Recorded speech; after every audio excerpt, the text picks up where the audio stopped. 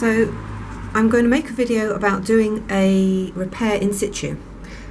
So this is actually a window that was removed and I repaired a while ago because these panes were broken, but at some point since it's been put back in, this has happened, and if we take the window out to repair it, it's going to mess up the beautifully repainted door. So this is where an in situ repair comes into its own. I'm going to start by measuring the size of the broken piece. So you have to guess where the heart of the lead is. So that looks like 153.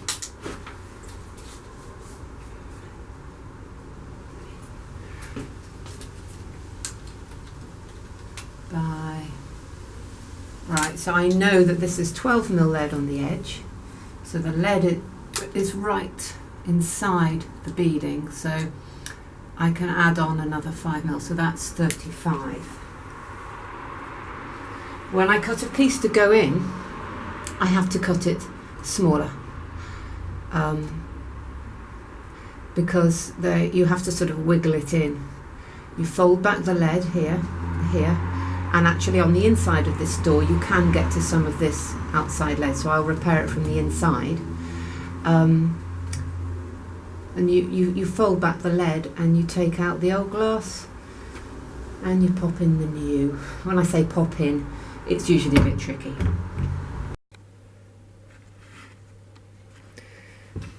Because this has been recently rebuilt, the lead's in good condition and the cement is in good condition. Usually they'd be a bit degraded because it would be an old window. It's going to make this repair harder. I'm going to start by breaking out the old glass because that will hopefully let me leave the pieces out easier and also then clean out the channel of lead. So I've got my my glass cutter. And actually this is the bumpy side, so I'm going to do it from the other side.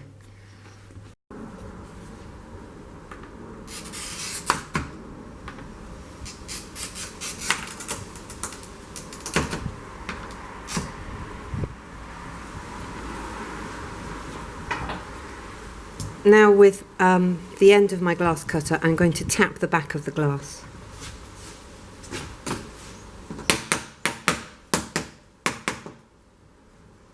And hopefully you can see that the window has broken. And I will push it through without cutting my fingers to shreds if I'm careful. So I've got a cloth and I'm going to bang from the back. Or maybe I'll try from the front actually.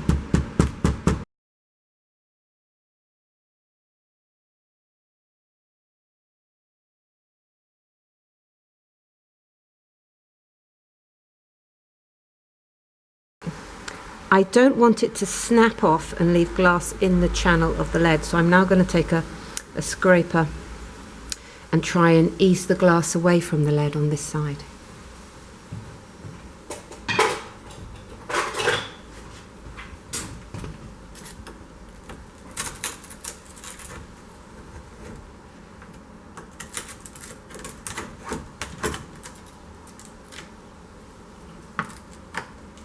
And that's got it.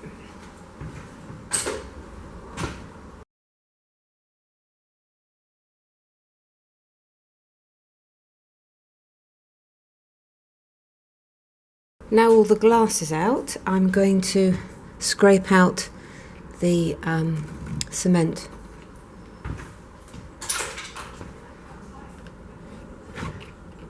The thing about why you mix cement the way you do, and this applies to putty as well, is that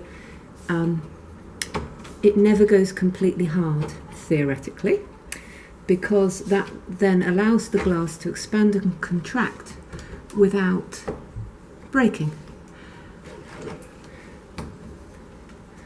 So although this cement is firmer than old cement, which you quite often find has gone brittle and just pops out, it should be possible to dig it out.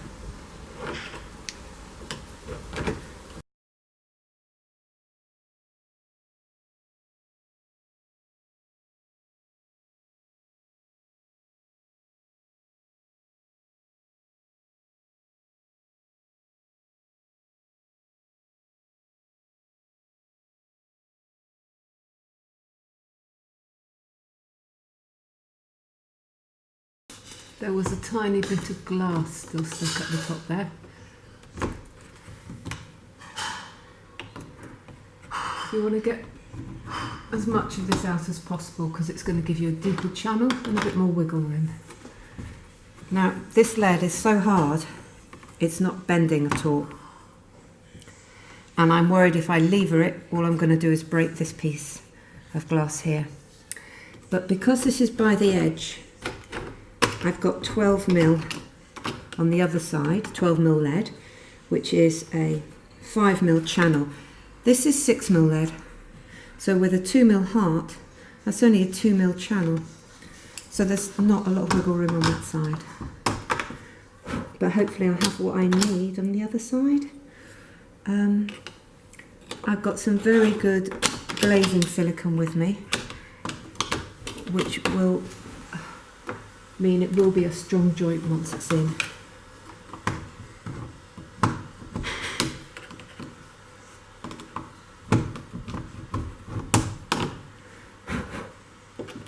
Now I'd say that's clean now. So I will cut my replacement glass. I've decided I'm going to try and fold back the bottom and top lead because although I've got wiggle room here, I don't have a lot of wiggle room top and bottom. So I will. It's a less vulnerable area to lever because it's not a long, it's not the length, it's the width. One place where you'll never be able to lever is where the solder joint is. Solder is much harder than lead, and quite often what you have to do with a replacement in situ is nibble away the corner of the piece you're putting in, because you can't do anything with the solder joint.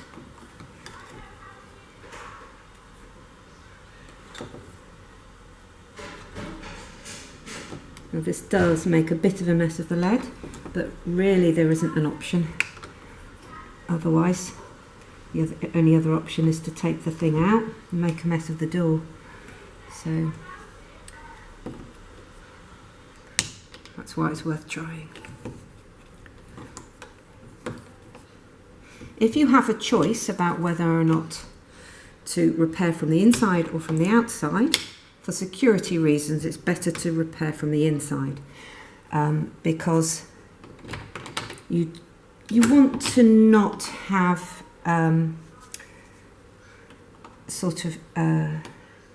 damaged lead on the outside, because it's just an indication that that piece of glass might not be in as well as all the other pieces, which actually for the location of this doesn't matter because no one could get their arm in here to open the door, but it is important sometimes. So this is the glass, and I have measured a piece a few mils smaller than the original piece. So instead of 153 high, I've done length, I've done 151, and instead of 35 wide, I've done 33. Now this may be too big, but I always start with the biggest piece I think I can get away with, and if I can't get it in, I'll recut another piece smaller, because the glass, well, that's just how I know I'll get the best fit, and if it's not handmade expensive glass, that's the best way to do it.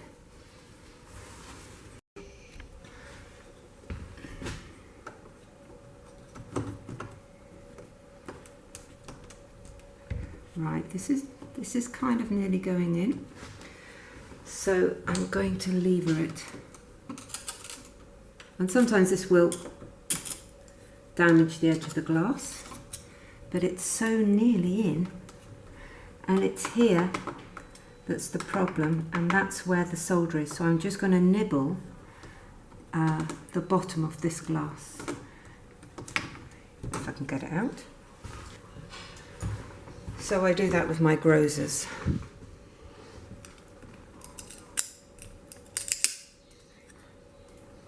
So we'll see how that fares, and I'll just do a bit off the top as well. Can you see that?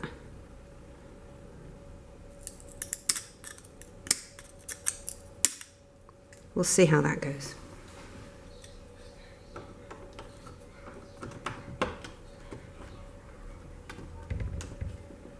Feels like it's going to go in. Right. Now, I have to lever it in that direction. There we are. Well, I'm happy with that. That's good. You find sometimes they go in first time, and sometimes they're a nuisance and they don't. So now I'm going to try and restore this lead.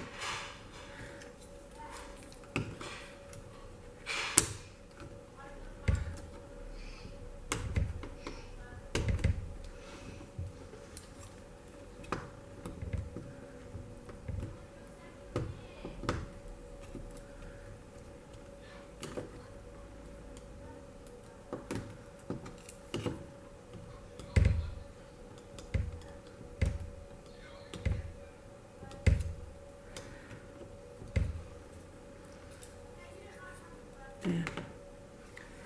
So I'm happy with that. I'm going to mask it off before I put the black glazing silicone in. And the reason I'm going to do that is that this is a very textured surface. And if I get the black silicone, because it is black, in to these, I will be spending hours trying to get it out again. And it could be that the masking doesn't stop it getting in there, but that's what I'm going to try.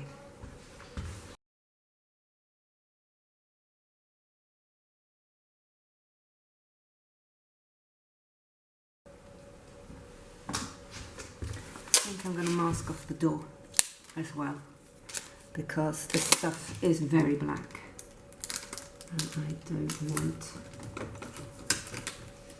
it getting everywhere.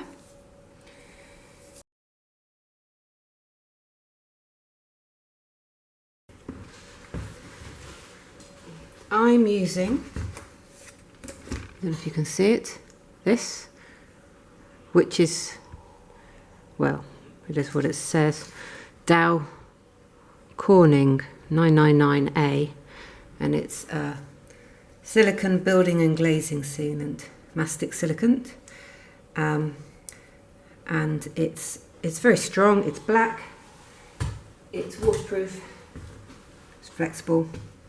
I've squeezed a bit onto a card. Don't worry, I'm not going to try and pay for anything with this later. Just so that I've just got it to hand for when I squeeze it in.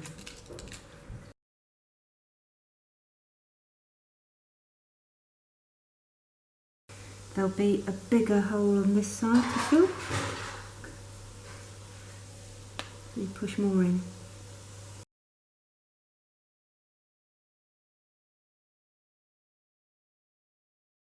Always have a bit of cloth to hand.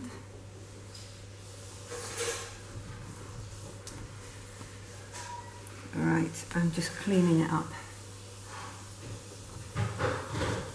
I do like these little, I don't know what you would call them, but they are for putting silicone in around baths and everything. And they've got different shaped corners. There's a set of 4 of them, I think. 1, 2, 3, 4, yes. And depending on the angle you want, they work really nicely actually. So I'm going to take the masking off now.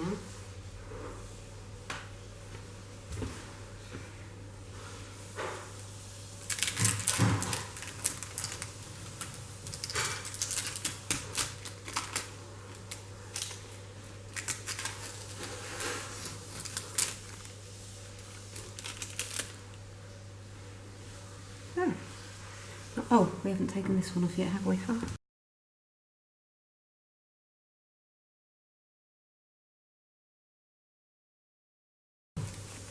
I'm happy enough with that. And now we'll do the same on the other side. And in fact, on this side of the glass, because there's no texture, this will clean up fine. So I don't think I will mask this off the front, but I will mask off around it. You're just getting a neater job. And if you're worried that your tape is too sticky, you do the trick of, I'll just stand in front, putting it on your clothes, and it makes it less sticky. Hope that showed up, so that hopefully when you peel it off, it's not going to take paint off.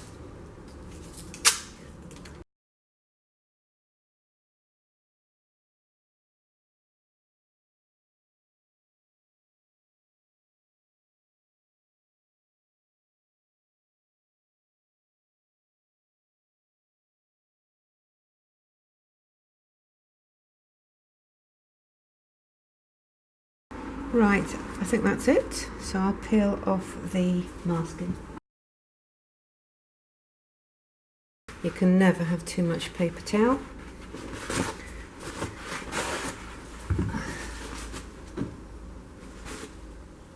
Some of it's got under the masking, but a lot less than if I hadn't masked. And with it being the right colour, it helps. So I'm going to go and look at it from the inside with the light shining through it, so I can see if there's anything left to clear up off the surface of the glass. So I'm really happy with that. It looks perfect to me, and when it's set, they shouldn't have any problems with it. Cosmetically, it's a perfect fix. So yeah, I'm really pleased.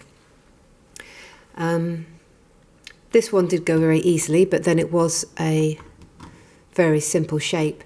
It's much harder if the repair is in the middle of a window and it's all curves and a tricky shape, because you can end up recutting and recutting.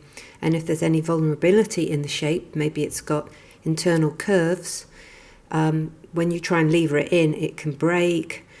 So actually, this has been nice and straightforward, so good job. I just wanted to show you these lovely little spreaders, profilers, I don't know what you call them really. They're so nice, it's worth taking care of them. So I always give them a proper clean when I finish, because if you leave something stuck to them, you'll never be able to use them to get a nice smooth profile again. So if I can just show you, once I've finished the clean up.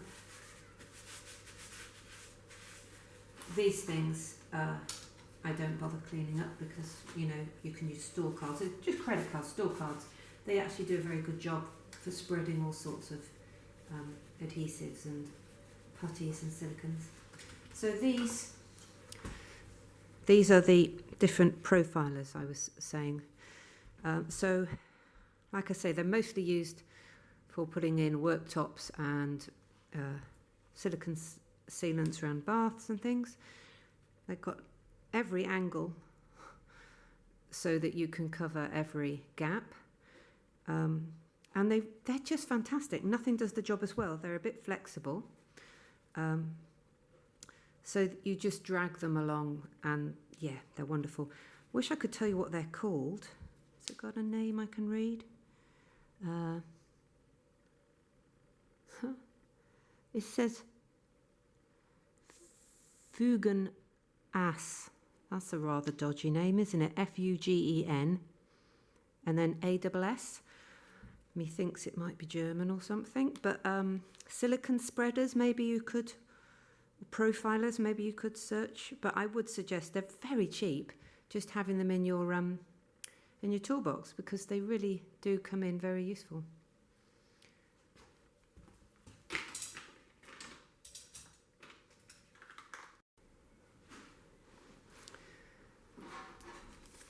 I try all sorts of things for keeping the end of my silicone from going off, because quite often, like today, I'm only using a bit, and you don't want the rest of the tube to spoil.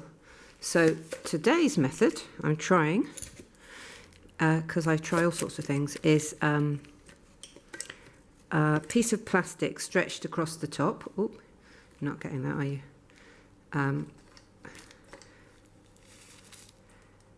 And squeezing until it's sort of forced into place. I also try bits of plasticine. The trouble with this particular brand is it doesn't have a removable nozzle, because the other thing you do is you just unscrew the nozzle where all the silicone has gone solid, throw it away and put a new nozzle on, because you'll find that further down the tube it's still liquid. But I've just kept cutting this one back until I got to some soft silicone, but I haven't got much further to go. So I'm just trying a piece of plastic stretched across the end, and if it doesn't work, well, I gave it a go.